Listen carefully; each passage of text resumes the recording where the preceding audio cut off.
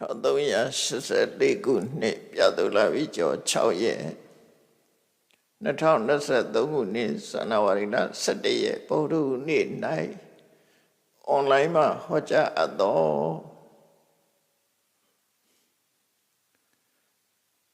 အပြည့်တန်7ပါးအကြောင်းတရားဒေသနာတော်တန်7ပါးဆိုတာသင်ရောက်တတ်တဲ့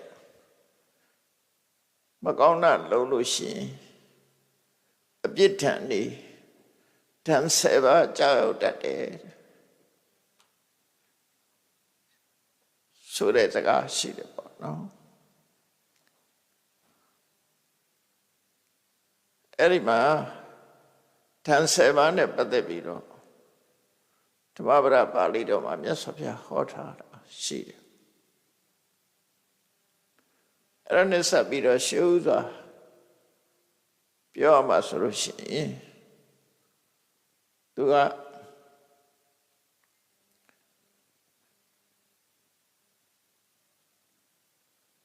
အပြစ်ဒဏ်မပေးထိုက်တဲ့ပုဂ္ဂိုလ်ကိုအပြစ်ဒဏ်ပေးမယ်မပြစ်မှားထိုက်တဲ့ပုဂ္ဂိုလ်ကိုပြစ်မှားမယ်ဆိုရင်နဲ့ဖေးဆိုရန်ဆိုဒဏ်10မျိုးဟာသူ့ရဲ့ဘဝမှာကြာရောက်လာတတ်တယ်ပေါ့ဖြစ်ပေါ်လာတတ်တယ်ဆိုတော့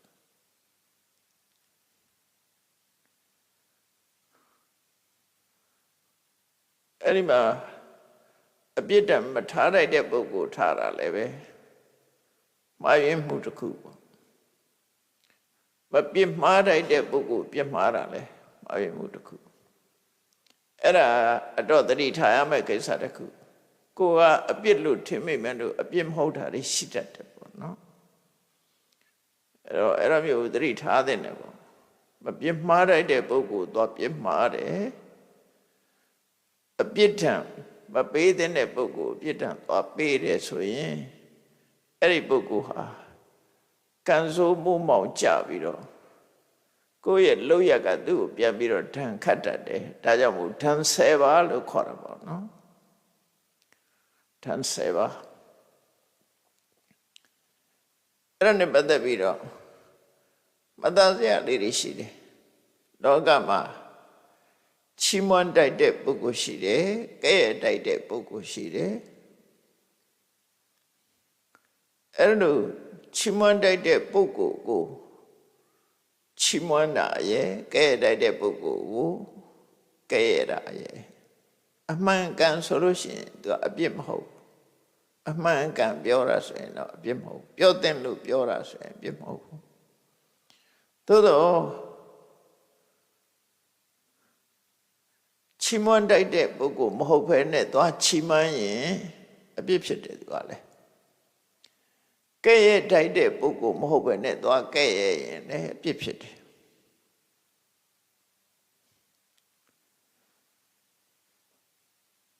အမှန်မသိလို့ရှိရင်လွယ်မှားမှုတွေဖြစ်နေတာပေါ့ဒါသတိထားရမယ်ဟာပေါ့နော်အဲ့တော့ချီးမွမ်းတာတိုင်းကောင်းသလားလို့ဆိုမကောင်းဘူးကဲ့ရဲ့တိုင်းကောင်းလားဆိုမကောင်းဘူးလို့ပြော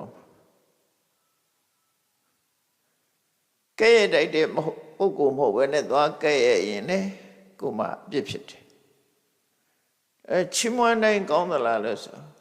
ချီးမွမ်းတိုက်တဲ့ပုဂ္ဂိုလ်မဟုတ်ဘဲနဲ့ချီးမွမ်းရင်လည်းအပြစ်ဖြစ်ပြန်တာပဲတမန်အပြစ်ကြည့်ပဲဆိုရင်တော့လူတွေကချီးမွမ်းတာအပြစ်မဖြစ်ဘူးလို့ထင်အောင်ထင်လိုက်မဟုတ်ဘူးမချီးမွမ်းတိုက်တဲ့ပုဂ္ဂိုလ်ချီးမွမ်းရင်လည်းအပြစ်ပဲသူနဲ့သူအဝင်ခွင်ချဖြစ်ဖို့ဆိုတာဓမ္မခဲနေဒါကြောင့်မို့ကိုယ့်ရဲ့အထင်အမြင်နဲ့ကိုယ့်ရဲ့အထင်မြင်နဲ့တကယ်ဖြစ်ပေါ်နေတာတွေကတလွဲစီဖြစ်တတ်တယ်မချီးမွမ်းတိုက်ဖဲသွားချီးမွမ်းရင်လည်းပြစ်ဖြစ်တယ်မကဲ့ရဲ့တိုက်ဖဲသွားကဲ့ရဲ့လည်းပြစ်ရှိတယ်လို့သို့တော့ဒါဖြင့်ချီးလည်းမချီးမွမ်းမှုကဲ့လည်းမကဲ့ရဲ့ဘူးဆိုတာကြတော့ကောင်းသလားလို့ဆိုတဲ့အခါကျတော့အဲ့ဒါလည်းကောင်းတယ်လို့မပြောဘူး ပုဂ္ဂိုလ်၄မျိုးခွဲပြီးတော့ကြည့်အောင်ပောတလိယသုတ်ဆိုတာရှိတယ်ပောတလိယဆိုတာပရပိုက်တူရဲ့နာမည်ပဲအဲ့ဒါနဲ့ပတ်သက်ပြီးတော့မှတ်သားနာယူကြည့်တဲ့ပေါ့ပုဂ္ဂိုလ်၄မျိုးနဲ့ပတ်သက်ပြီးပြောထားအဲ့ဒီသုတ်တံမှာမြတ်စွာဘုရားနဲ့အဲ့ဒီပရပိုက်နှစ်ဦးဆုံတွေ့တဲ့အခါမှာဒီအကြောင်းကိုပြောကြတယ်ပုဂ္ဂိုလ်တယောက်ဟာတဲ့ကဲတိုက်တဲ့ပုဂ္ဂိုလ်တော့ကဲတိုက်တဲ့ပုဂ္ဂိုလ်ကိုတော့ခဲရပြီးတော့ချီးမွမ်းတိုက်တဲ့ပုဂ္ဂိုလ်တော့မချီးမွမ်းဘူးဆိုတာကတယောက်နော်ကဲတိုက်တဲ့ပုဂ္ဂိုလ်ကြတော့ကဲရတယ်ချီးမွမ်းတိုက်တဲ့ပုဂ္ဂိုလ်ကြတော့မချီးမွမ်းဘူးဒီပုဂ္ဂိုလ်တယောက်နော်နောက်ဒုတိယပုဂ္ဂိုလ်ကချီးမွမ်းတိုက်တဲ့ပုဂ္ဂိုလ်တော့ချီးမွမ်းတယ်ကဲတိုက်တဲ့ပုဂ္ဂိုလ်ကြမကဲရပြန်ဘူးနောက်တတိယပုဂ္ဂိုလ်ကချီးမွမ်းတိုက်တဲ့ပုဂ္ဂိုလ်လည်းမချီးမွမ်းဘူးကဲတိုက်တဲ့ပုဂ္ဂိုလ်လည်းမကဲရဘူးဒါတယောက်နောက်တယောက်ကချီးမွမ်းတိုက်တဲ့ပုဂ္ဂိုလ်ချီးမွမ်းတယ်ကဲတိုက်တဲ့ပုဂ္ဂိုလ်ကဲရတယ်ပုဂ္ဂိုလ်၄ယောက်အဲ့ဒီပုဂ္ဂိုလ်၄ယောက်ထဲမှာဘယ်ပုဂ္ဂိုလ်သဘောကျသလဲဘယ်ပုဂ္ဂိုလ်သဘောကျသလဲပြန်ပြောကြည့်မယ်နော်ကဲတိုက်တဲ့ပုဂ္ဂိုလ်တော့ကဲရတယ်ချီးမွမ်းတိုက်တဲ့ပုဂ္ဂိုလ်မချီးမွမ်းဘူးဒါနံပါတ်1ချီးမွမ်းတိုက်တဲ့ပုဂ္ဂိုလ်တော့ချီးမွမ်းတယ်ကဲတိုက်တဲ့ပုဂ္ဂိုလ်ကြတော့မကဲပြန်ဘူးနံပါတ်2ချီးမွမ်းတိုက်တဲ့ပုဂ္ဂိုလ်လည်းမချီးမွမ်းဘူးကဲတိုက်တဲ့ပုဂ္ဂိုလ်လည်းမကဲရဘူးသူနေတယ်အဲ့ဒီနံပါတ်3နံပါတ်4ကျတော့ချီးမွမ်းတိုက်တဲ့ပုဂ္ဂိုလ်လည်းချီးမွမ်းတယ်ကဲတိုက်တဲ့ပုဂ္ဂိုလ်လည်းကဲရတယ်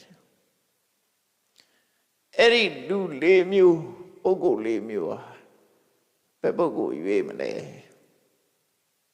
ဒီကိစ္စနဲ့ပတ်သက်ပြီးတော့ဆွေးနွေးဘယ်ဟာကောင်းလဲကိုကြိုက်ကိုရွေးချယ်အဲ့ဒီမှာပောတလိယပရပိုက်ကတော့သူကဘာပြောတော့ဘုရားဟောရှောက်မြတ်စွာဘုရားမေးတယ်မေးဘယ်ပုဂ္ဂိုလ်ကြိုက်တုံးဆိုတော့သူကပြောတယ်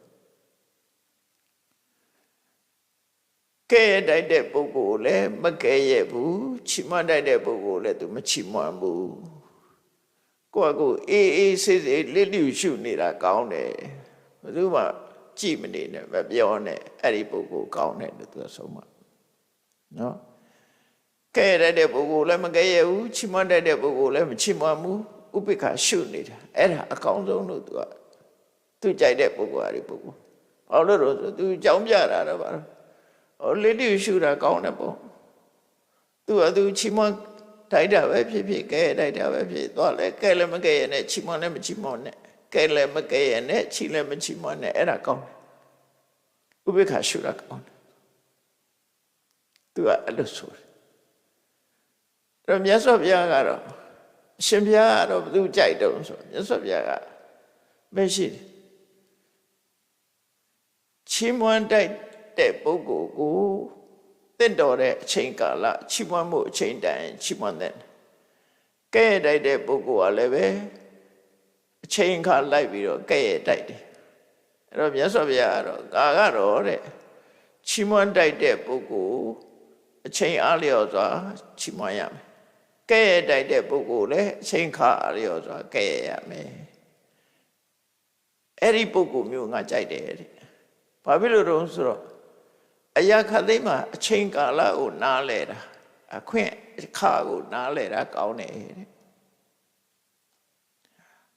ဒါမြတ်စွာဘုရားရဲ့အဆုံးဖြတ်ချက်အဲ့တော့ပောတလိယပရပိုက်ကလည်းမြတ်စွာဘုရားရဲ့အဖြေကိုသူကလည်းသဘောကျပြီးတော့သူလည်းအဲ့ဒါကိုလက်ခံပါတယ်ရှောက်တယ်တပောတလိယသုတ်ဆိုတာလေးရှိတယ်နော်အဲ့ဒီဆွေးနွေးကန်လေးမှာဒါလေးလည်းမှတ်เสียရပဲနောက်တစ်ခုသုတ်တန်တစ်ခုကတေးသေးချာချာမစစ်ဆေးမစင်စားပဲနဲ့ တေးသေးချာချာမစင်စားမစင်ញင်ပဲနဲ့ကဲ့ရဲ့တဲ့ပုဂ္ဂိုလ်ကဲ့ရဲ့ထိုက်တဲ့ကဲ့ရဲ့တချို့ပုဂ္ဂိုလ်သွားကဲ့ရဲ့တယ်တေးသေးချာချာစစ်ဆေးအသိဉာဏ်နဲ့မစစ်ဆေးပဲချီးမွမ်းတဲ့ပုဂ္ဂိုလ်သွားချီးမွမ်းတယ်အဲ့ဒါလည်းအဖြစ်ရှိတယ်မကောင်းဘူးပေါ့မကောင်းဘူးလို့ဆိုလို့ဘာပဲဖြစ်ဖြစ်အမှန်သိပြီးမှပြောဖို့အဓိပ္ပာယ်မြတ်စွာဘုရားရဲ့အဆုံးအမကြတော့ချီးမွမ်းတတ်တဲ့ပုဂ္ဂိုလ်အမှန်တိုင်းသူဟာတကယ်ချီးမွမ်းတတ်တယ်ဆိုလို့ရှိရင်ချီးမွမ်းတဲ့အချိန်မှာချီးမွမ်းတာကောင်းတယ်ကဲ့တိုက်တဲ့ပုဂ္ဂိုလ်ဟာတကယ်ကဲ့တိုက်တဲ့အမှန်ကန်ဆိုလို့ရှိရင်အချိန်ကအားလျော်စွာကဲ့ရတာကောင်းတယ်မြတ်စွာဘုရားအဲ့ဒါပဲလက်ခံလစ်တိရှုရလက်မခံဘူးဗျာ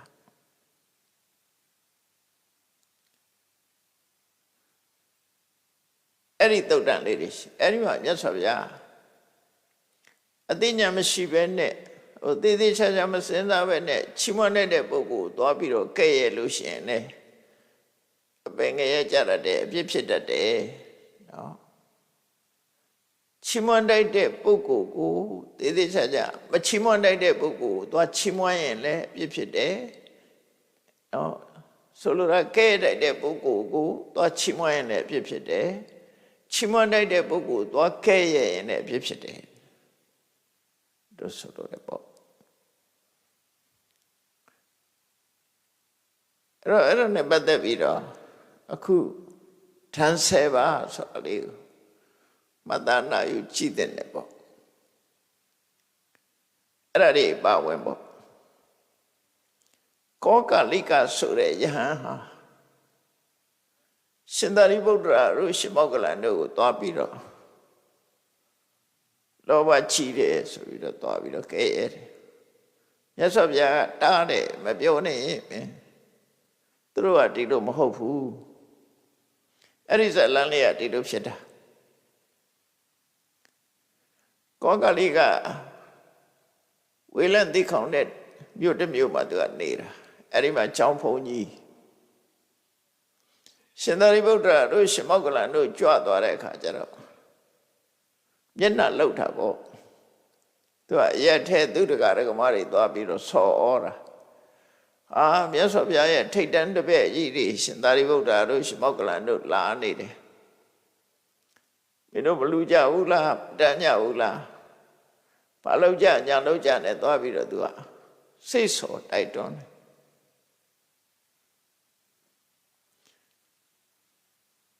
အဲ့ဒီလိုပစ္စည်းလေးပါးနဲ့ပတ်သက်ပြီးတော့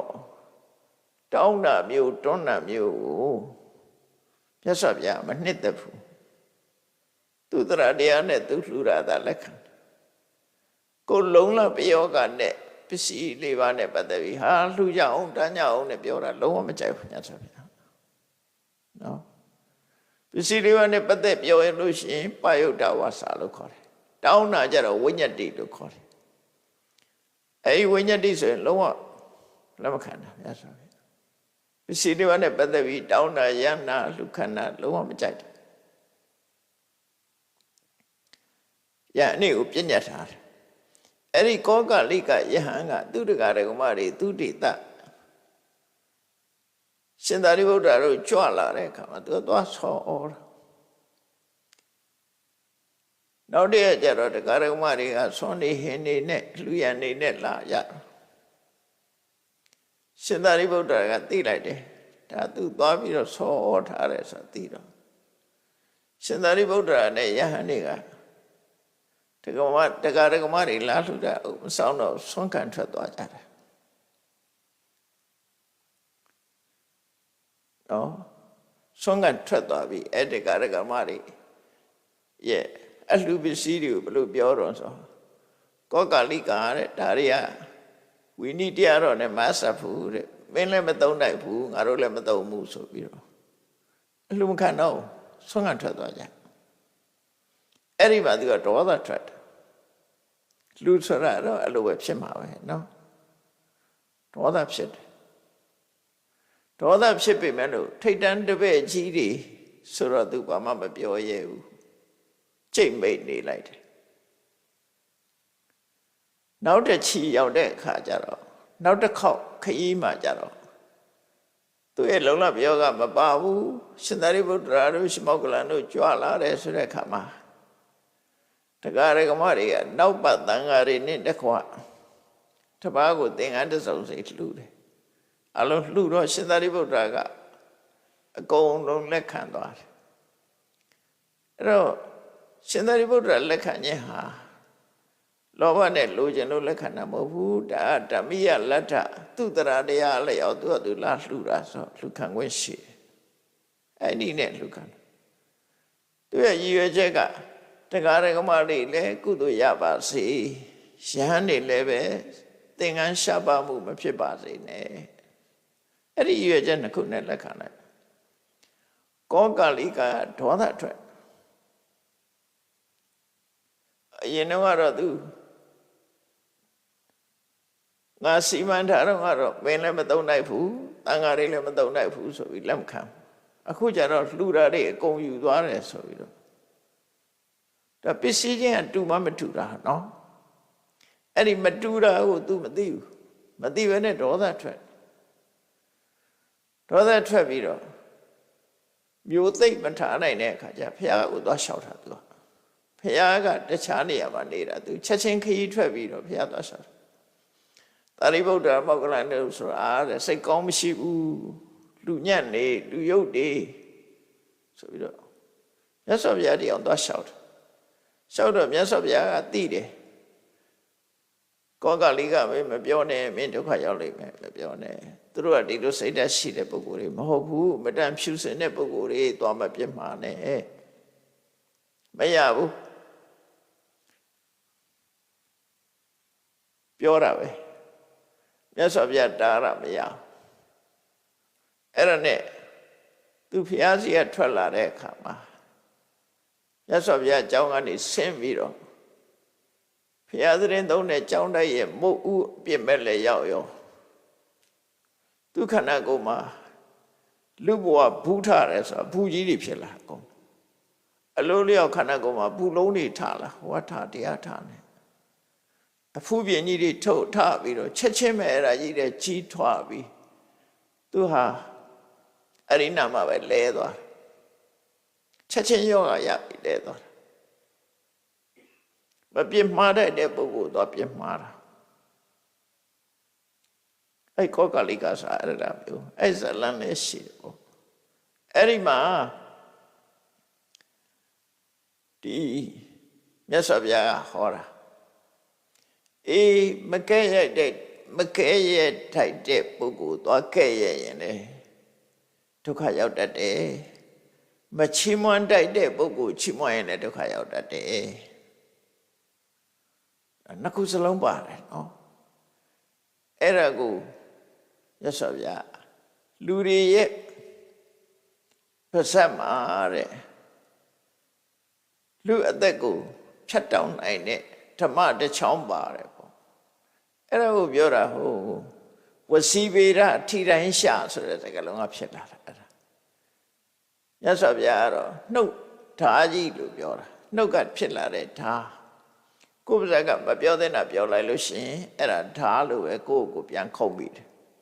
ကိုယ့်ကိုပြန်လှိဖြတ်တာနဲ့တူတူပဲအဲ့ဒါပြောတော့ဝစီဗေဒထိတိုင်းရှာဆိုမပြောတဲ့နာပြောရင်ဒုက္ခရောက်တာပဲအဲ့ဒါဓာန်10ပါးထဲမှာလည်းပါတယ်နော်ခုနပြောတဲ့ထဲမှာဟုတ်မပြစ်မှားတဲ့ပုဂ္ဂိုလ်ပြစ်မှားတာဟာဘာနဲ့ပြစ်မှားတာတော့ဆိုနှုတ်နဲ့ပြစ်မှားတာမကဲ့ရဲ့တိုက်တဲ့ရှင်သာရိပုတ္တရာရှမောက္ကလန်တို့ကိုသွားခဲ့ရတယ်ကောကလိကယဟန်အဲ့နာမှာပဲဒုက္ခရောက်သိဆုံးသွားပြီးတော့တကယ်ကိုငရဲကြသွားသူရဲ့ဒေါသနဲ့အဲ့ရှင်သာရိပုတ္တရာတို့ရှမောက္ကလန်တို့ကချိန်ဆတာမဟုတ်ဘူးဒါပေမဲ့လူတွေအမြင်တော့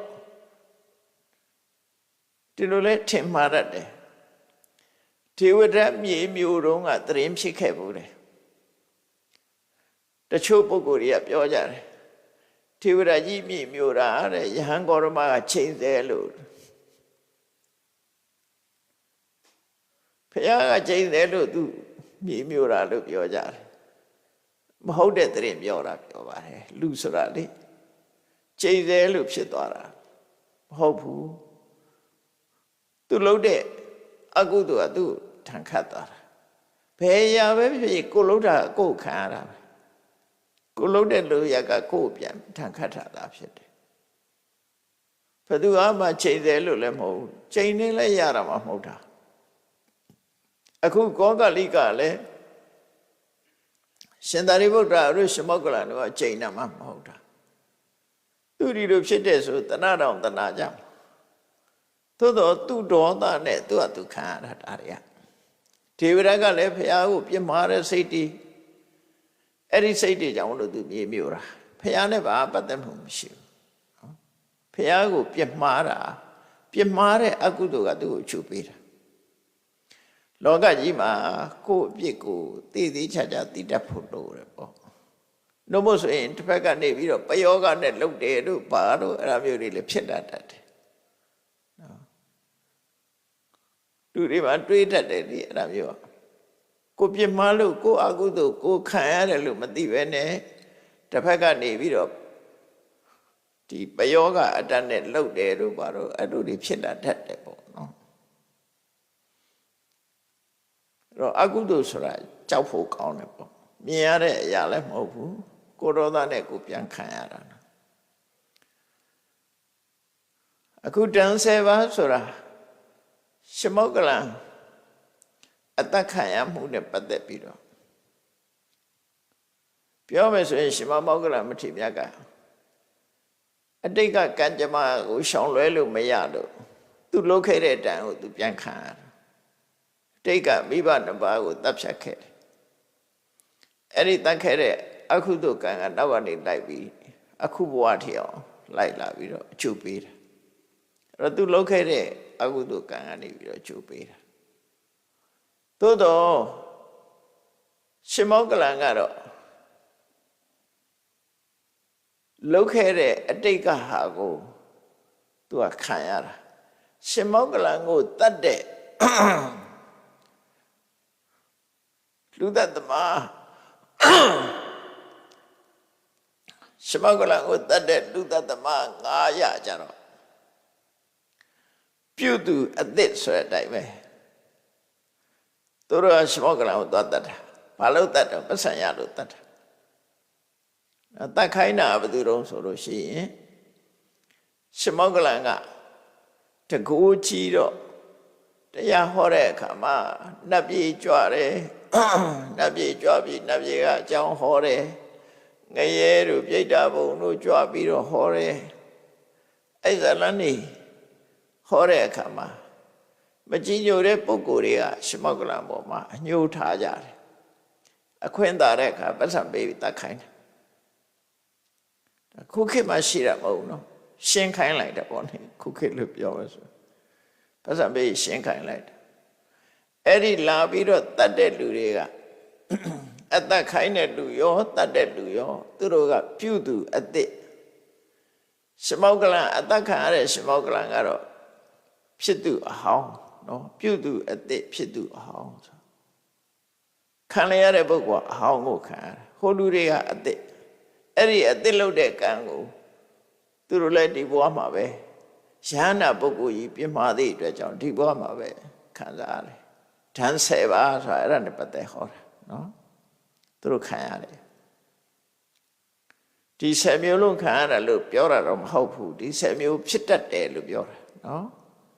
မပြစ်မှားတတ်တဲ့ပုဂ္ဂိုလ်ပြစ်မှားမယ်အပြစ်ဒဏ်မခတ်တဲ့ပုဂ္ဂိုလ်တော့အပြစ်ဒဏ်ခတ်လို့ရှိရင်ဒီထန်7မျိုးတစ်ခုခုဖြစ်တတ်တယ်လို့သူတို့ပြောတာဒီဘဝမှာရင်ဖြစ်တာပြောတာနောက်ဘဝငရဲကြတာတစ်ခုဒီဘဝမှာရင်ဓာန်10မျိုးတစ်ခုသင်တတ်တယ်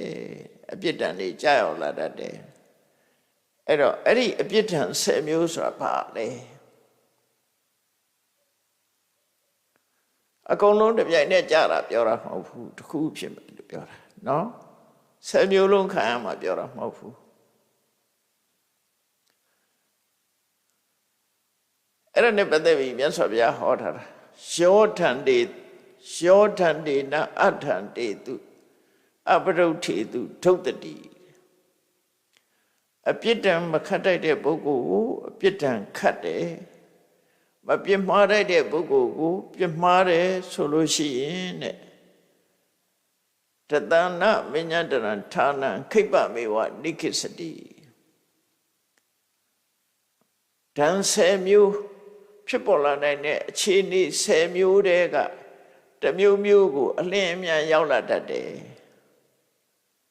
တစ်မျိုးမျိုးနဲ့အလင်းအမြန်တွေ့တတ်တယ်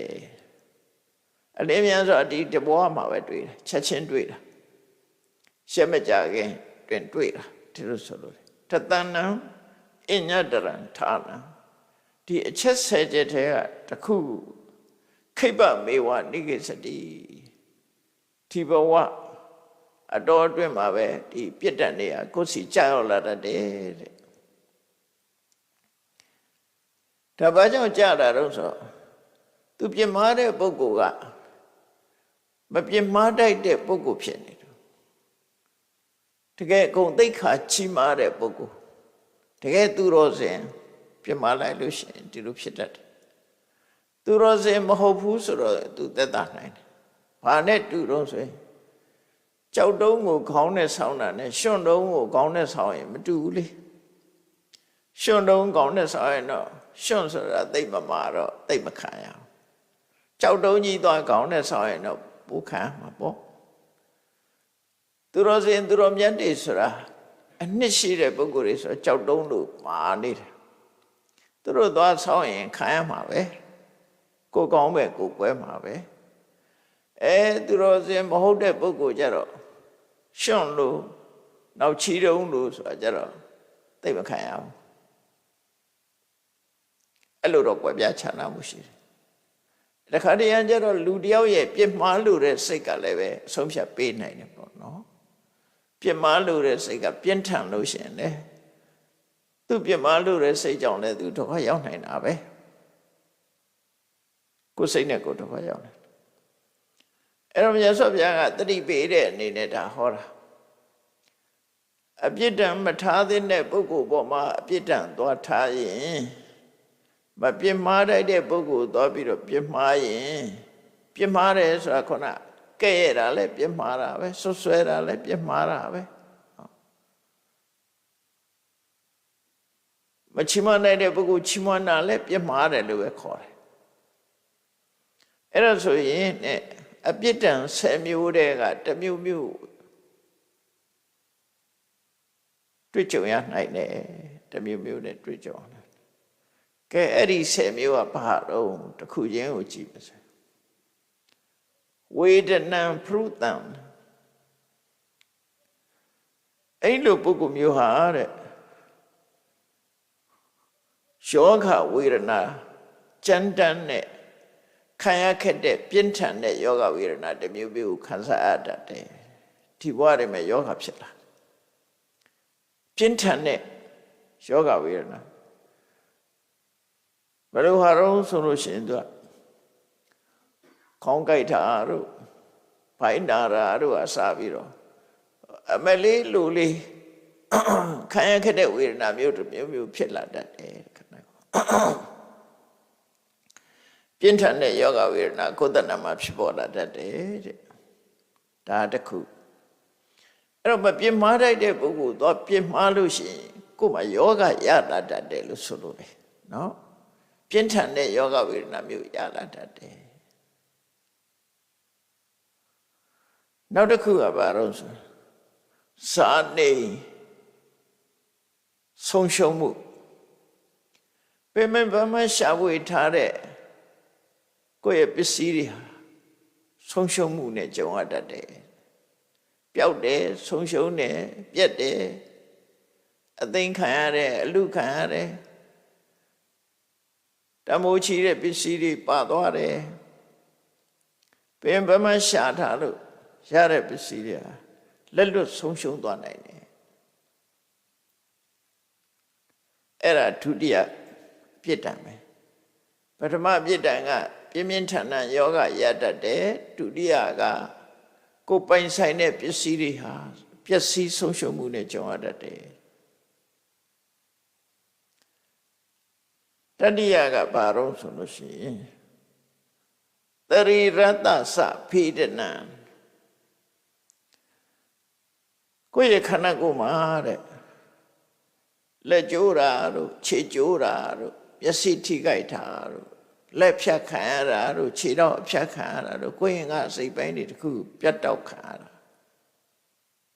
အဲ့လိုဒုက္ခမျိုးထိအောင်ခံစားရတတ်တယ်တရိရတ္တသဖိဒနံလက်ဖြတ်ခံရတယ်ခြေတော့ဖြတ်ခံရတယ်ဘာလို့ပဲဖြစ်ဖြစ်နော်တခုဒုက္ခရောက်တတ်တယ်လို့ဆိုလို့ပြစ်မှားလို့ရှိရင်အဲ့ဒီလက်ဖြတ်ခြင်းခြေဖြတ်ခြင်းနော်ကိုယ်ခန္ဓာကိုယ်အစိတ်ပိုင်းနေဖြတ်တောက်ခံရတတ်တယ်အဲ့ဒါကနံပါတ်3ထမ်း7ပါးတဲ့ကနံပါတ်3အပြစ်ဒဏ်တစ်ခုနောက်တစ်ခုကကရုကံဝါပိအာဘာဒံခုနကဝေဒနာဆိုတာစိတ်ခံစားရတယ်ဒုက္ခဝေဒနာခံစားရတာပြောတယ်နော်ခေါင်းကိုက်တာတို့ဘိုင်းနာတာတို့မနေနိုင်မထနိုင်အောင်အလိုလေးမဲ့လေးခံရတဲ့ဝေဒနာအခုပြောတဲ့ကရုကံဝါပိအာဘာဒံဆိုတာယောဂဖြစ်တတ်တာချီးမားတဲ့ယောဂတွေဖြစ်လာဘာယောဂဖြစ်တော့ဆိုရင်လေဖြတ်တာတို့ဒါလည်းဖြစ်တတ်တယ်တဲ့နော်ဒါကတော့အပြစ်ဒဏ်ကြောင့်ဖြစ်တယ်လို့ဆိုတာဒါအကြောင်းတစ်ခုကိုပြောတာလေဖြတ်တဲ့လူတိုင်းဒါအကြောင်းဖြစ်တယ်လို့တော့မတွက်ကိုယ်ကပြင်းမှားမိလို့ဖြစ်တတ်ဆိုရင်ဒီလိုချီးမားတဲ့ယောဂမျိုးဖြစ်တတ်တယ်လို့ဆိုလိုတယ်နော်ငါလေဖြတ်တယ်ငါဘာပြစ်ဒီချွလွန်လို့လဲဆိုတာအဲ့ဒါလို့တော့ဆိုတာမဟုတ်ဘူးခေါ်ရချွလွန်မိတဲ့ပုဂ္ဂိုလ်တွေမှာအဲ့ဒီလို့ယောဂမျိုးတွေဖြစ်တတ်တယ်လို့ပက္ခဟတာဧကသက္ခုမျက်စိတစ်လုံးကွယ်သွားတာပိဋတပိခြေတော်နှစ်ဘက်မလှုပ်နိုင်တာမသွားနိုင်တာခုနီလက်ကောက်တယ်ခြေကောက်တယ်ကုဋ္ဌရောဂလူနာယောဂဆွဲတယ်တော့ကိုချီမာတဲ့ပြင်းထန်တဲ့ယောဂဝေဒနာတွေဖြစ်သွားတယ်အာဘာဒဆိုတဲ့ယောဂမျိုးတွေဖြစ်တယ်လို့တို့ဆိုလို့တယ်ဒါအကြောင်းတစ်ခုအနေနဲ့ပြောတာနော်တခြားနည်းနဲ့လည်းယောဂဝေဒနာဆိုတာဖြစ်တယ်ယောဂဝေဒနာဖြစ်တိုင်းသူကမပြစ်မှားတဲ့ပုဂ္ဂိုလ်ပြစ်မှားလို့ထိလို့တော့မစွဲထားနဲ့ဘယ်အဖြစ်အကြောင်းတစ်ခုလို့ပြောတာအကြောင်းဆိုတာတစ်ခုတည်းမဟုတ်ဘူးအများကြီးရှိတယ်ဥပမာမဲ့လူတယောက်မကြမ်းမဖြစ်တာအကြောင်း10မျိုးရှိတယ်အကြောင်း10မျိုးရှိတယ်တီးကြေကြောင့်လည်းဖြစ်တယ်တလိကြောင့်လည်းဖြစ်တယ်လေးကြောင့်လည်းဖြစ်တယ်အဲ့ဒီ3ခုပေါင်းပြီးတော့ရောထွေးလို့လည်းဖြစ်တယ်နောက်ဥဒုပြောင်းလို့လည်းဖြစ်တယ်အနေထိုင်မတတ်လို့နေထိုင်မတတ်ဘူးဆိုတာအကြာကြီးထိုင်တယ်အကြာကြီးအိပ်တယ်အကြာကြီးမတည့်ရတဲ့ဆိုရယ်ဣရိယာပုမြတ်တောင်မနေလို့လည်းဖြစ်တယ်ဝိသမပရိဟာရနောက်သူများကကိုယ်ထိကြိုက်အောင်လုပ်လို့သူများရိုက်လို့နှက်လို့ထိကြိုက်တာယောဂရတာကိုယ်လုပ်လို့ယောဂရတာအဲ့ဒါမျိုးတွေဖြစ်တတ်တယ်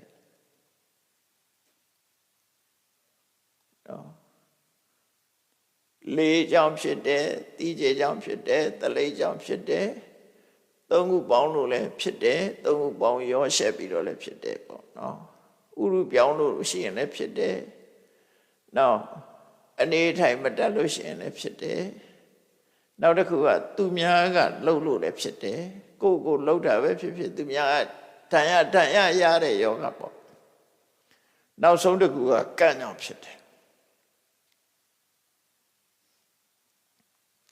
အဲ့တော့ကမ်းကြောင်ကြီးဖြစ်တာမဟုတ်ဘူးကမ်းကြီးလည်းမချရဘူးဒါကြောင့်ဘာပဲရာသီဥတုအေးတာကို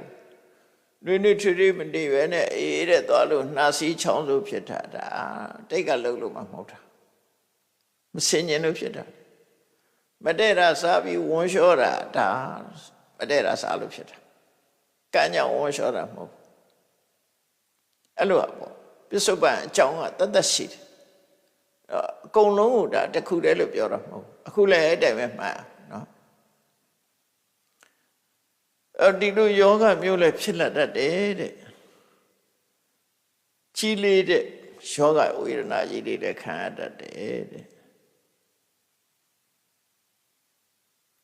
နောက်၅ခုမြောက်ကပါတော့စိတ်တဲ့ခေပံဝပပုနေစိတ်ကြောက်ကြရဖြစ်တယ်စိတ်တွေမတည်မငြိမ်နဲ့စိတ်ကြောက်ကြရလည်းဖြစ်တတ်တယ်စိတ်ကြောက်ကြရဖြစ်တဲ့ဆိုတာယူတာပေါ့ရှင်ကြည်ကြီးခေါ်ရင်စိတ်တစားစိုက်ကိုပေါ့အဲ့လိုဆိုလိုတာပေါ့စိတ်ကြောက်ကြရယောဂမျိုးဖြစ်တတ်တယ်ယူသွတ်ခြင်းလည်းဖြစ်သွားတယ်လို့တို့ဆိုလိုတယ်၅ခု6ခုမြောက်ကပါတော့ရာဇတောဝါဥပတက္ကံမင်းဆိုရာဇာတွေကလည်းပဲဒုက္ခပေးတတ်တယ်မင်းပြစ်မင်းတန်မင်းပြစ်မင်းထန်တင့်တတ်တယ်လို့ဆိုမင်းရဲ့ပြစ်ဒဏ်ရှားဆိုဘေးထိတတ်တယ်လို့တို့ဆိုရှားဆိုဝတ်ဆိုတာအဲ့ဒါမင်းနဲ့ပတ်သက်တဲ့အပြစ်ဒဏ်တွေကိုပြောတာနော်ရှားဆိုဘေးတင့်တယ်မင်းဆိုရာဇာရဲ့အပြစ်ဒဏ်ကိုလည်းခံရတတ်တယ်တဲ့နောက်တစ်ခုကတော့အဖိခဏံဝထာရုဏံဒီဆွဆွဲအမတန်ပြင်းထန်တဲ့ကြမ်းတမ်းရက်စက်တဲ့ဆွဆွဲမှုကိုလည်းခံရတတ်တယ်အကြီးကျယ်ခုံတရေပြက်အောင်လူကြားထဲမှာခေါင်းမဖော်နိုင်လောက်အောင်ဟုတ်လားချမ်းတမ်းတဲ့ဆွဆွဲမှုတွေလည်းခံရတတ်တယ်ဆိုလို့တယ်အပေခံကိုမလုပ်ဘဲနဲ့လုပ်တယ်လို့ခံရတယ်မပြောဘဲနဲ့လို့ပြောတယ်လို့ခံတယ်မခိုးဘဲနဲ့ခိုးတယ်ဆိုဖန်ခံကိုကပိုင်းမနိုင်ဘဲနဲ့နိုင်တယ်လို့ပြစ်မှုတစ်ခုနဲ့ဆွဲခံရတယ်လို့ဆိုလို့တယ်အပြင်းထန်အဲ့လိုခံရတာမျိုးဖြစ်တယ်လို့ဆိုလို့တယ်အဲ့ဒါအပက္ခဏဝဒါရုဏအပက္ခဏဆိုဆွဆွဲပြစ်တင်မှုတွေကိုခံရတာကိုယ့်ပေါ်မှာဆွဲချက်တင်ခံရတာဒါဟာလည်းပဲပြစ်ဒဏ်ခံရတဲ့တည်းမှာတစ်ခုရှိတယ်ဒါတွေကအခုဒီဘဝမှာဖြစ်တာကိုပြောတာအဲ့တော့ဒီဘဝမှာဘာမှမလုပ်ဘဲနဲ့ပြစ်တင်ခံရတဲ့ပုဂ္ဂိုလ်မရှိဘူးလားရှိတယ်အဲ့ဒါကြတော့ရောလို့ဆိုလို့ရှိရင်အတိတ်တုန်းကအကုသိုလ်ကလည်းအကျိုးပေးနိုင်တယ်အခုဘဝမဟုတ်ဘူးအတိတ်တုန်းကသူတော်ကောင်းတွေကိုပြစ်တင်ခဲ့ရခဲ့တဲ့ပုဂ္ဂိုလ်တွေဟာဒီဘဝမှာပြစ်တင်ခံရဒါဖြစ်သူပြစ်ပြုသူအသစ်ဖြစ်သူအဟောင်းဆိုလို့ကိုလုပ်ခဲ့တဲ့အဟောင်းကိုပြန်ရတာလည်းဖြစ်နိုင်တယ်ဒါကတော့အခုလက်တွေ့ခံရတဲ့ဌာန်10ပါးထဲမှာတစ်ခုအနေနဲ့ပြောပြတာနော်အဲ့တော့ဒီဘဝလို့ဒီဘဝခန္ဓာဆိုတာချက်ချင်းအဲ့ဒါတစ်ခုဟိုးဘဝတွေကလုပ်ခဲ့လို့ဒီဘဝမှာပြစ်ဒဏ်ခံရတာလည်းတစ်ခုပဲအဲ့တော့ဟိုဘဝတုန်းကကိုယ်ဆွဆွဲခဲ့သည့်အတွက်ကြောင့်ဒီဘဝမှာကိုယ်ဆွဆွဲခံရတယ်ဆိုလို့လည်းဖြစ်နိုင်အဲ့တော့ကျတော့ဓာန်10ပါးလို့ပြောတာမဟုတ်ခုဓာန်10ပါးဆိုတာအခုဘဝအခုလုပ်ပြီးခံရတဲ့ဟာတွေကိုပြောနေတာနော်အကုသိုလ်ကံကြောင့်ခံရတာဥပမာရှင်မောက္ကလန်ဒီဘဝအသက်ခံရတာအကုသိုလ်ကံအတိတ်ကလုပ်ခဲ့တဲ့အကုသိုလ်ကံရဲ့အကျိုးဆက်ဒီဘဝမှာသူပြစ်မှားလို့ခံရတာမဟုတ်ဘူးဒါအကြောင်းဆိုမျိုးမျိုးရှိတယ်လို့ပြောမှာဒါခုနမပြစ်မှားတဲ့ပုဂ္ဂိုလ်ကိုပြစ်မှားလို့ရှိရင်ဒီ10မျိုးတဲ့တစ်မျိုးမျိုးတွေ့တတ်တယ်လို့ပြောတာ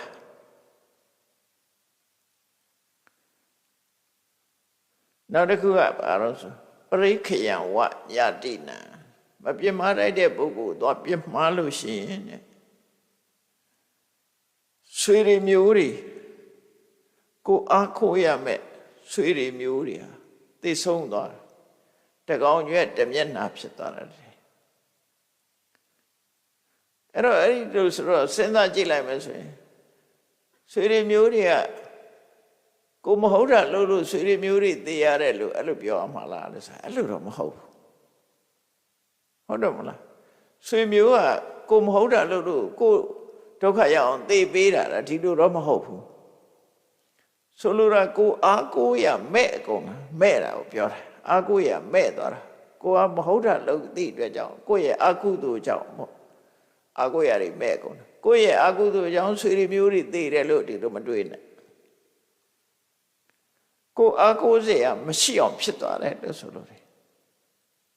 တော့သေတာတော့သူ့အကြောင်းနဲ့သူသေတာဖြစ်မယ်တတန်းစီလို့လည်းသေတာဖြစ်နေအနှုံးမို့ဆိုရင်ကိုမဟုတ်တာလောက်တာခံတဲ့လူက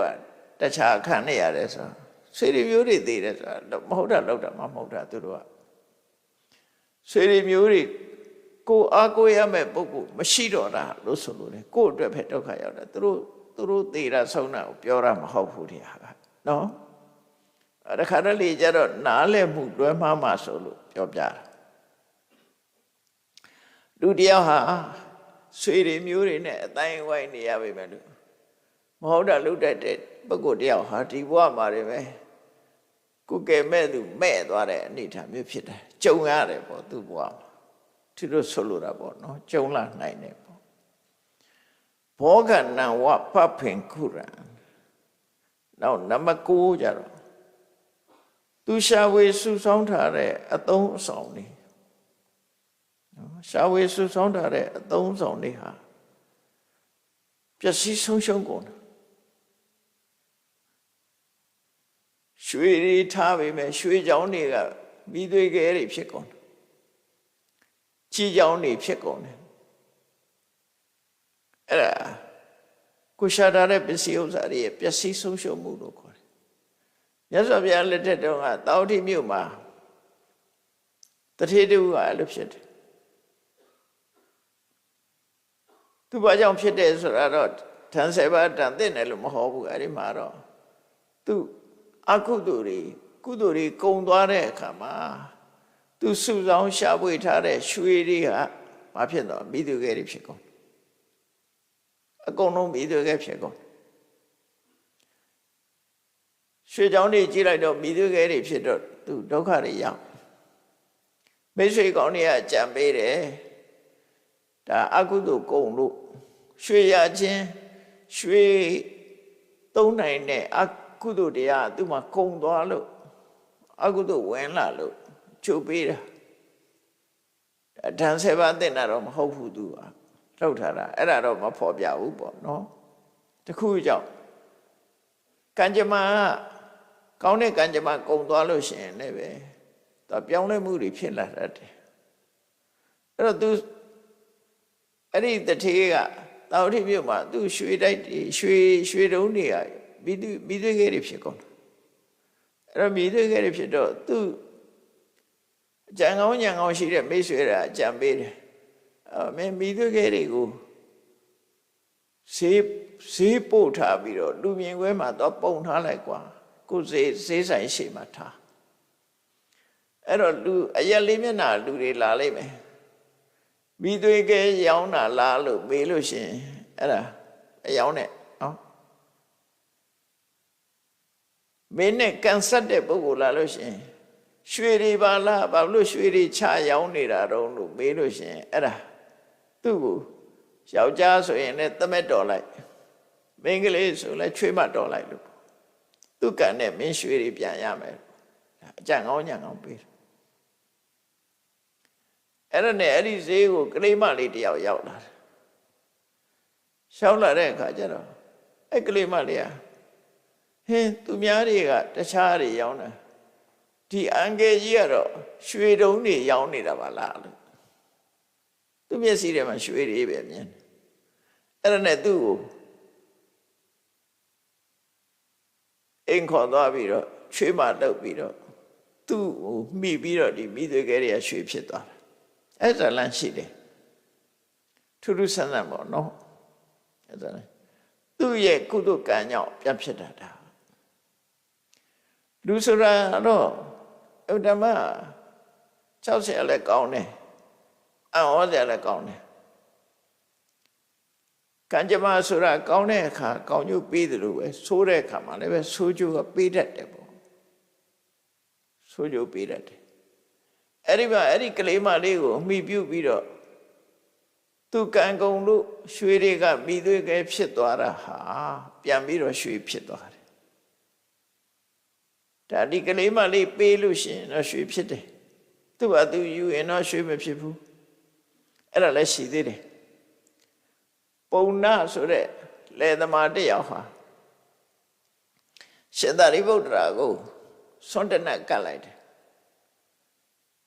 သူ့အတွက်ထမင်းလာပို့ရနေပြီးတော့ရှင်သာရိပုတ္တရာကိုလှူတာတဏ္ဍပေါ့နော်အဲ့ဒီမှာထမင်းစာစာနဲ့လေတော့မှအိတ်သူကိုယ်တိုင်ကလည်းရှင်သာရိပုတ္တရာကိုတပူတွေမျက်နှာဟုတ်လှုပ်ဆေးရည်တွေပါလေကတ်လိုက်တယ်သူ့အိမ်ကတက္ကမလည်းသူ့အတွက်ချက်လာတဲ့ဟာတွေကိုကတ်လိုက်တယ်ကျွေးလိုက်ရှင်သာရိပုတ္တရာကိုလောင်းလိုက်တယ်အဲ့ဒီကုသိုလ်ကနေပြီးတော့အကျိုးပေးပြီးတော့သူထွန်ရက်ထားတဲ့မြေကြီးခဲတွေကရွှေခဲတွေဖြစ်ကုန်ဘာဖြစ်လို့ဖြစ်တုံးဆိုရှင်သာရိပုတ္တရာကသမဘက်ကထလာတဲ့အချိန်ဖြစ်လို့အဗ္ဗဓမ္မလိုအပ်နေတဲ့အချိန်လေးမှာလှူလဲရတဲ့အခါမှာသူတို့ရဲ့ယဉ်ထဲကတရားတရားရှင်သာရိပုတ္တရာရဲ့တန်ရှင်းစင်ကြယ်တဲ့စိတ်ထားနဲ့ပေါင်းစပ်မိလိုက်တဲ့အခါကျတော့မြေကြီးခဲကရွှေဖြစ်သွားတယ်ရွှေဖြစ်ပြောင်းသွားတယ်သို့တော့ရွှေဖြစ်တဲ့ဆိုဒီလောက်ရွှေတွေကတိတ်တိတ်ပုံဖွက်ထားလို့မရဘူးလေအဲ့ဒါနဲ့ဘုရင်ကြီးစီသွားပြီးတော့တဏှာဥတင်ရတယ်သူလေခဲတွေကထမ်းစိတ်ထဲခဲတွေဟာအကုန်လုံးရွှေဖြစ်နေပါတယ်ဆိုဘုရင်ကြီးကချိခိုင်းတယ်ချိခိုင်းပြီးတော့လဲတွေလွတ်ပြီးတော့အဲ့ဒီရွှေခဲတွေကိုယူခိုင်းတာနိုင်ရင်ပြင်မှာပုံခိုင်းတာ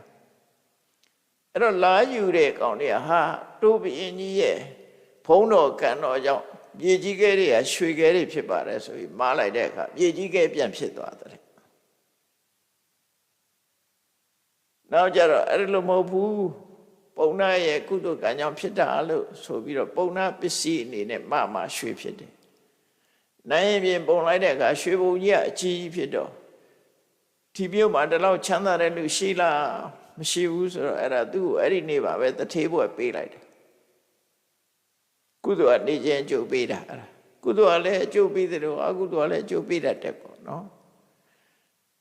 ရှင်တဲ့ကစေရနာအလှူခံပုဂ္ဂိုလ်ရဲ့တန်ရှင်းစင်ကြယ်မှုရထားတဲ့ပစ္စည်းကတရားသဖြင့်ရထားတဲ့ပစ္စည်းဒီအကြောင်းသုံးပါဆောင်လို့ရှိရင်ဒိဋ္ဌဓမ္မအကျိုးပေးတယ်လို့ဆိုတာရှိတယ်ချက်ချင်းအကျိုးပေးတယ်မြေကြီးကရွှေဖြစ်တယ်ဆိုတာဖြစ်နိုင်ပါတယ်မြေကြီးထဲမှာလည်းရွှေရရှိတာကိုနော်ရွှေတူးနေတဲ့လူတွေကြွလာမြေကြီးထဲမှာရွှေရှိလို့ကုသကံဆုလိုက်ရင်ရွှေတုံးဖြစ်သွားတာပေါ့ကုသကံရဲ့စွမ်းနဲ့ဖြစ်တယ်အဲ့တော့ဒီပုဂ္ဂိုလ်ကြတော့အကုသိုလ်ကအကျိုးပေးပြီဆိုတော့ဘာဖြစ်တော့ဆိုဘောဂနံဝပပ္ပင်ကုရံသူပစ္စည်းဥစ္စာတွေဟာတဲ့ဆိုလိုတာကဆန်နေထားဆန်နေရအကုန်လုံးသူ့ပုဂ္ဂိုလ်ပစ္စည်းကုန်ဆန်နေရအောက်ကုန်ပဲရိထားပဲရိရပုဂ္ဂိုလ်သူပစ္စည်းဆန်နေပဲရိအကုန်လုံးပစ္စည်းကုန်ရွှေတွေကခဏလိုပြီးသွေးခဲတွေဖြစ်ကုန်အိမ်မှာရှိတဲ့ဟာအဲ့လိုဖြစ်တယ်ဒီပလဲလေးတွေတမိုးကြီးမှတဲ့ပလဲလေးတွေကဘာဖြစ်ကုန်လို့ဆိုဝါစီတွေဖြစ်ကုန်တမိုးမရှိတဲ့ဝါစီတွေဖြစ်တယ်ထင်းကားပြားတွေကဘာဖြစ်ကုန်လို့ဆိုအိုးချမ်းကွဲတွေဖြစ်ကုန်ခုခေတ်မှာကြက်နဲ့တွေ့တဲ့လူလူဖြစ်သွားနော်တဆေတို့ကြက်တို့နဲ့တွေ့တယ်အဲ့ဒါအိုးချမ်းကွဲတွေဖြစ်ကုန်တာတဲ့နောက်တစ်ခါအိမ်မွေးထားတဲ့တိရစ္ဆာန်တွေဟိုမှာကျွဲတွေနွားတွေရတယ်ခွာနာရှာနာတွေဖြစ်တယ်အကျိုးကံတွေဖြစ်ကုန်တယ်အဲ့တော့ကိုယ်ပိုင်ဆိုင်တာသူ့ကိုဒုက္ခပေးခြင်းတော့တိရစ္ဆာန်တွေပါဒုက္ခရောက်တယ်လို့ဖြစ်နေနော်အမှန်တော့သူ့အတွက်ဒုက္ခဖြစ်တယ်သူကြုံရတာကိုပဲပြောတယ်တိရစ္ဆာန်ဒုက္ခရောက်တာသူလှုပ်တဲ့အကုသိုလ်ကြောင့်တိရစ္ဆာန်ကခွာနာရှာနာရတာမဟုတ်ဘူး အဲ့လိုဖြစ်တာတော့မဟုတ်ဘူးသို့တော့သူ့ပိုင်ဆိုင်မှုမှာဖြစ်တဲ့တိရစ္ဆာန်တွေကအဲ့လိုဖြစ်ကုန်ဖြစ်တာတော့တခြားအကြောင်းကြောင့်ဖြစ်မှာပေါ့နော်အဲ့တော့သူ့အကုသိုလ်ကြောင့်တိရစ္ဆာန်ကအဲ့လိုဖြစ်ရတယ်ဆိုရင်မတရားဘူးလေလူတယောက်ရဲ့အကုသိုလ်လုပ်တဲ့လူကတယောက်ခံရတဲ့လူကတယောက်ဖြစ်နေမှာပေါ့အဲ့လိုတော့မဟုတ်ဘူးအဲ့သူအကြောင်းနဲ့သူဖြစ်အဲ့ဒါလို့ကိုပိုင်တဲ့ပစ္စည်းတွေဟာပစ္စည်းယူရင်းလာတယ်တဲ့ဒါနံပါတ်9နံပါတ်10ကျတော့အထဝတ္တအခါရဏိအခိတဟတိပါဝကောကိုအိမ်မှာမိလောင်ခံရတယ်မိလောင်ခံရတယ်အဲ့တော့မိလောင်ခံရတဲ့ဆိုတဲ့အချိန်မှာတစ်နှစ်ထဲပဲ2ကြိမ်3ကြိမ်မိလောင်ခံရတယ်နော်နောက်ဆုံးမှာတခြားမိလောင်တာတွေမရှိဘဲနဲ့ကိုယ်မှာမိုးချိုးကြပြီးတော့မိလောင်တာလောင်မိကြတယ်ဆိုတာရှိတယ်နော်မိုးရွာတဲ့အခါမှာလောင်မိကြတယ်ဆိုတာသူမိတော့ကဖြစ်လာပြီးတော့လောင်မိုးချိုးပြစ်တယ်လောင်မိကြတယ်အဲ့ဒါမျိုးတွေအကုသိုလ်ကျိုးပေးလာလို့ရှိရင်ဖြစ်တတ်တယ်အဲ့တော့ဆိုလိုတာကသူ့တဘောဝအတိုင်းမိဆိုတာဖြစ်ပေါ်လာတတ်တယ်အဲ့ဒီဖြစ်ပေါ်လာပြီးတော့ဒါကိုလောင်မီးလို့ခေါ်တယ်လောင်မီးကြတယ်ဆိုဘယ်သူမှရှို့တာမဟုတ်ဘူးသူမီးထတောက်တာအခုခေတ်တော့ဘာလို့ပုံနကတိုက်တယ်လို့ဘာလို့လဲပြောကြတယ်မီးတွေထတောက်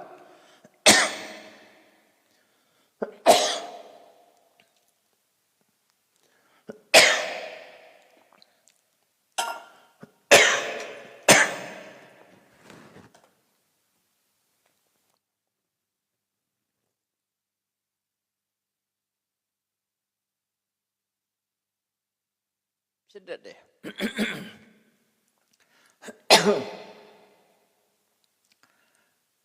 ဘယ်သူမှရှို့တာမဟုတ်ပဲနဲ့သူမိထတောက်တာဒီခေတ်မှာလည်းကြာဘူးလေဖြစ်တတ်တယ်အဲ့လိုဖြစ်တတ်တယ်အဲ့ဒါလောင်မီးလို့ခေါ်တယ်လောင်မီးကြတယ်လို့ခေါ်တယ်ရှို့တယ်လို့မရှိဘူးသူမိထတောက်ပြီးရှိတယ်လေကုန်မိလောင်သွားတာမျိုးတွေဖြစ်တတ်တယ်အဲ့ဒါဟာဓာန်7ပါးလို့သူဆိုလိုတာပေါ့နော်ဒီဓာန်7ပါးဟာမပြစ်မှားတတ်တဲ့ပုဂ္ဂိုလ်ပြစ်မှားလို့ရှိရင်ဒီဘဝမှာပဲလဲကြုံတတ်တယ်အတိတ်ဘဝတော့ကအကုသိုလ်တွေလှုပ်လာလို့အဲ့ဒီအကုသိုလ်တွေကအကျိုးပေးခြင်းကြတဲ့အခါမှာလည်းဒါမျိုးကြုံတတ်တယ်လို့ဒီလိုပဲမှားရမှာနော်ကောင်းတာမှမဟုတ်တာအဆိုးကြီးပဲအဲ့လိုခံအဲ့လိုဆိုလို့တယ်အဲ့တော့ဒီဘဝမှာတော့အဆိုးဆုံးနေဓာန်7ပါးနဲ့ကြုံတွေ့ပြီးတော့အဲ့ဒီပုဂ္ဂိုလ်ဟာဒါနဲ့တင်ပြီးသလားလို့ဆိုတော့နောက်ဘဝအတွက်မှာဒီဘဝလုပ်တဲ့အကုသိုလ်ကကာယတဗေဒဒုပ္ပညောနိရိယံသောပပစ္စတိမပြစ်မှားတဲ့ပုဂ္ဂိုလ်ပြစ်မှားတဲ့အသိဉာဏ်ကင်းမဲ့တဲ့ပုဂ္ဂိုလ်ဟာဒီဘဝဒီခန္ဓာသိဆုံးသွားတဲ့အခါမှာငရဲမှာသွားဖြစ်ရသေးတယ်အပြစ်ဒဏ်10မျိုးနဲ့ကြုံတဲ့အပြင်သေတော့လည်းကောင်းသူဒီမရောက်တော့ဒါဒီဘဝအကုသိုလ်ရဲ့အကျိုးတရားတွေလို့အဲ့ဒါကိုဓာန်10ပါးလို့မြတ်စွာဘုရားဟောတာရှင်မမောဂလန်အသက်ခံမှုနဲ့ပတ်သက်ပြီးတော့ရှင်မမောဂလန်ကိုတတ်တဲ့ပုဂ္ဂိုလ်တွေအသက်ခိုင်းတဲ့ပုဂ္ဂိုလ်တွေဟာမင်းတန်ဆိုးရနေသင့်ပြီးတော့သူတို့လည်းအသက်ဆုံးကြတယ်အဲ့ဒါနဲ့အကြောင်းပြုပြီးတော့မြတ်စွာဘုရားသူတော်ကောင်းဆိုမပြစ်မှားရဘူးပြစ်မှားလို့ရှင်အဲ့ဒါမျိုးတွေကြုံတတ်တယ်လို့ခေါ်တာနော်ကြုံရတတ်တယ်လို့ခေါ်တာ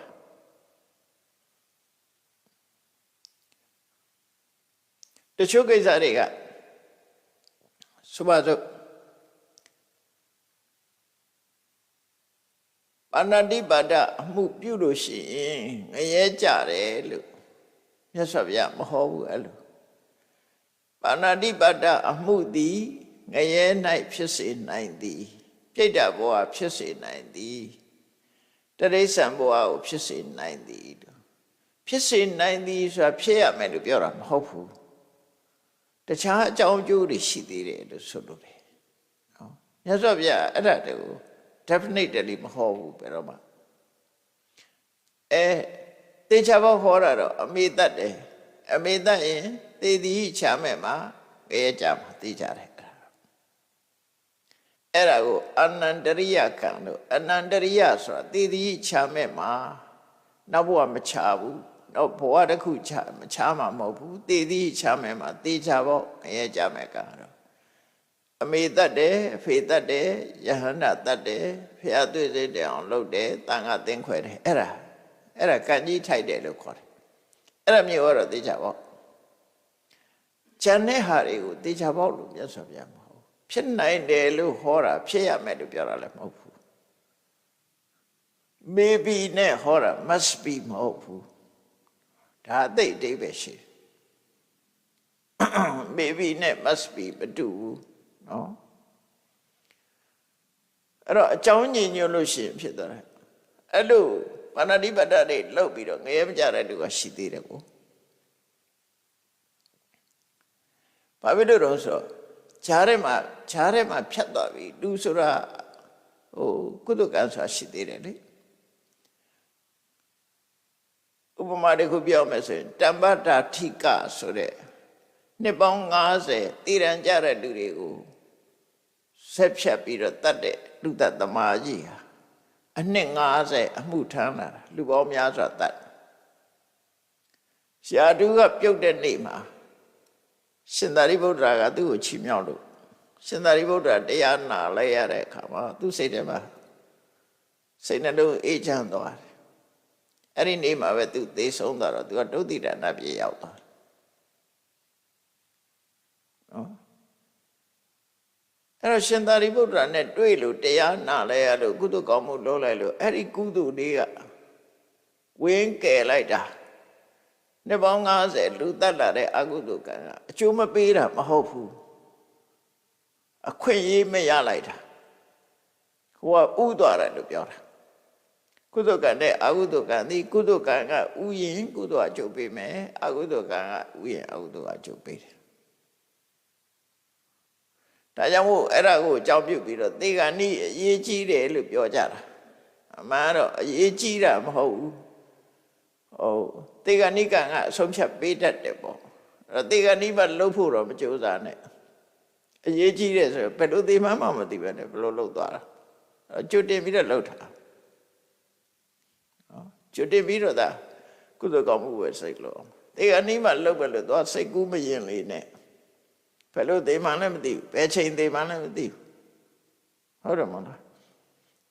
အဲ့တော့ကျွတ်တင်ပြီးတော့လှုပ်ထားတာကုသကောင်းမှုဆိုတာအမြဲတမ်းတတိထားလုပ်နေခမန္လိကမိဖုရားကြီးကြတော့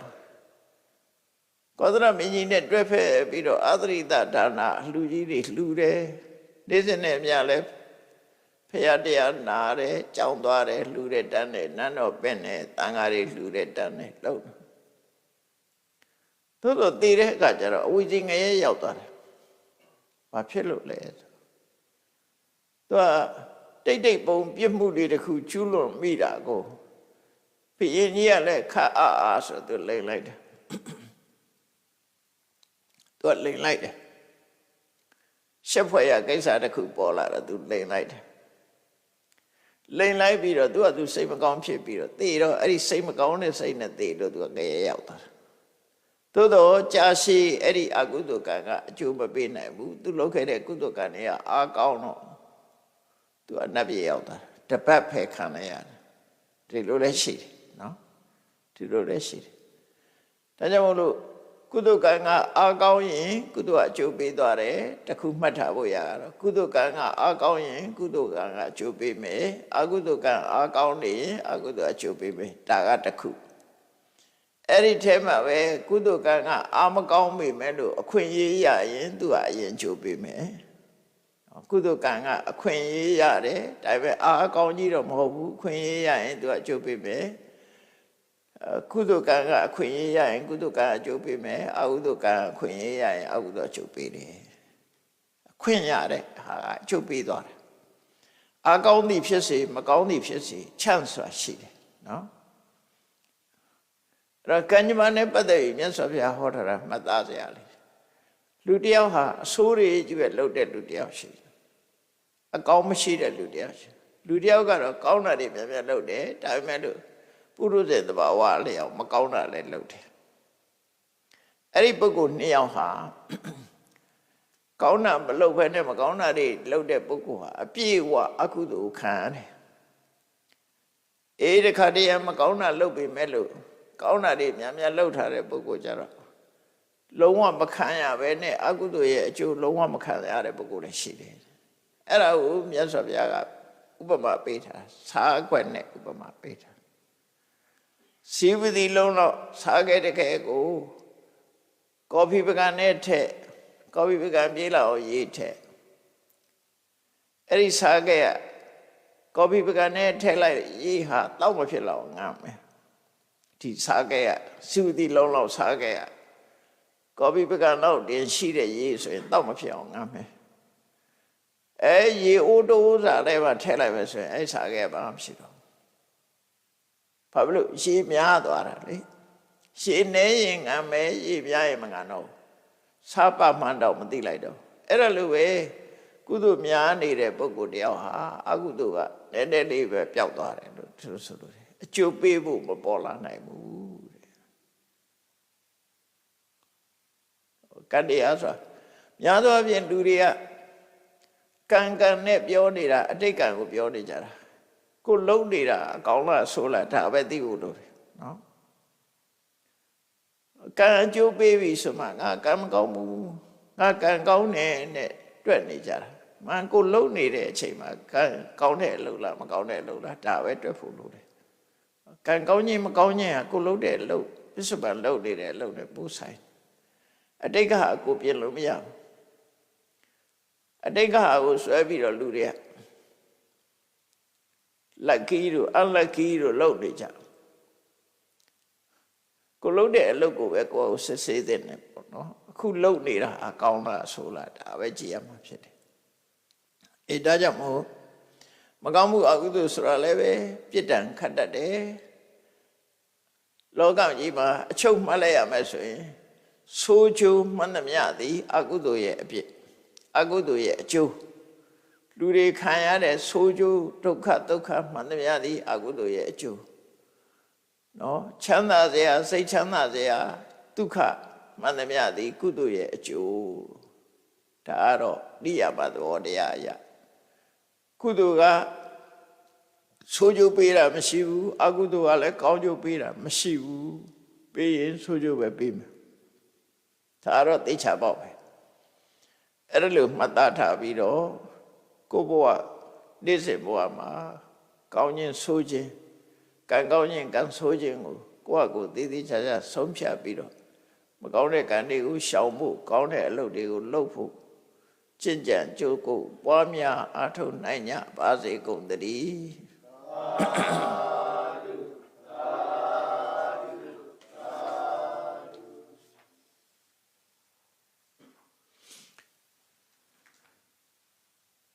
ရှိတဲ့ချာအောင်ရှင်ဖေယဘုရားတွေတို့သည်ဓမ္မအတိညာရရှိမှသာလင်နိဗ္ဗာန်ချမ်းသာကိုမျက်မှောက်ပြုနိုင်ပါသောကြောင့်ဓမ္မအတိညာရရှိသေးရန်ရှိတန်ကြလျက်ဓမ္မသဘင်ဆင်ကျင့်ပါပြုလုပ်ကြ၍အမတဒါနဓမ္မဒါနတရားအလှူတော်ကိုပေးလူကြပါကုန်၏တရားတော်မြတ်ကိုရွတ်သိလေးမြတ်စွာမမတ်သားသာအာယုန်ထားလျက်နာကြားကြပါကုန်၏တရားတော်မြတ်ကိုတတ္တဗဝတ္ထုစုစုတို့ဖြင့်ပူဇော်ကြပါကုန်၏ ယနေ့ယခုအာထုတ်ပြုလို့ရသောဤကောင်းမှုဤကုသိုလ်စုစုသည်နိဗ္ဗာန်ချမ်းသာ၏အကြောင်းထောက်ပံ့ဖြစ်ပါစေတည်းဤကောင်းမှုဤဖို့ပါကကိုအမိအဖအဖို့ဖွာဆွေမျိုးညာတိတို့အားကုသိုလ်အမြတ်ဝေငှပါကုန်၏သာသနာတော်ဆောင်နှင့်လောကဆောင်တတ်တို့အားကုသိုလ်အမြတ်ဝေငှပါကုန်၏31ဘုံကျင့်နေကုန်သောလုံးစုံများစွာတတ္တဝါတို့သည်ကုသိုလ်အမြတ်ကိုယ်စီရကြကောင်းသည်ဖြစ်၍ကိုယ်စိတ်နှဖျားချမ်းသာကြသည်ဖြစ်ကြပါစေကုန်သတည်း